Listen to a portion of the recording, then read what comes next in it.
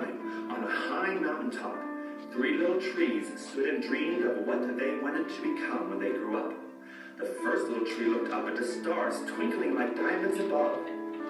I want to hold a great treasure and be the most beautiful treasure chest in the whole world. The second little tree looked out at a small stream trickling by. I want to be a strong sailing ship and carry powerful kings. I will be the strongest ship in the world. The third little tree looked down into the valley below.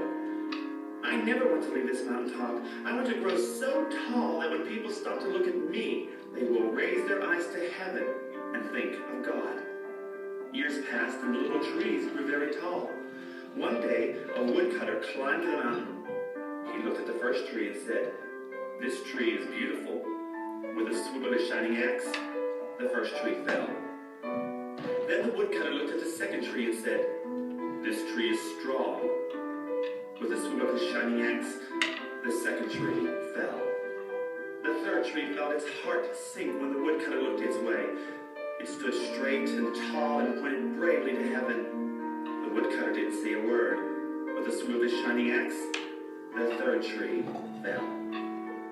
The first tree was fashioned into a simple feed box for animals. The second tree was hammered and sawed into a simple fishing boat and was taken to a small lake. The third tree was dragged to a lumberyard and thrown upon a pile of wood. Long years passed, and the three trees nearly forgot their dreams. But one night, starlight poured into the stable where the manger was being used.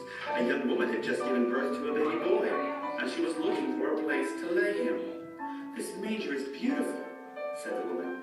When she gently laid the child in the manger, the first tree knew that it was holding the greatest treasure in the world. Late one night, a man and his friends crowded into an old fishing boat. They quickly fell asleep as the second tree quietly sailed away. Soon, a squall rose in the lake. The second tree feared that it would not be strong enough to carry the men through the storm. But the young man stood up in their midst and commanded the storm to be silent, and it was stilled. In that moment, the second tree knew it was carrying the King of heaven and earth. One Friday morning, the third tree was startled when it was yanked from the woodpile. It was hastily made into a cross and put on the shoulders of a man who was forced to carry the cross to a mountaintop, where he was nailed to its crossbeam and was crucified. A storm arose and the terror of God descended on that mountain in the form of an earthquake.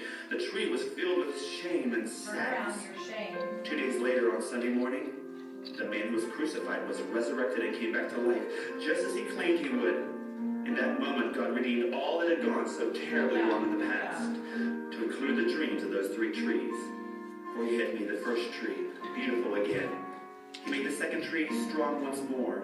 And each time people looked upon the third tree, they raised their eyes toward heaven and thought of God. So say everybody but the state raise their eyes, which you all did. Excellent, excellent. Good job. Nice. Okay.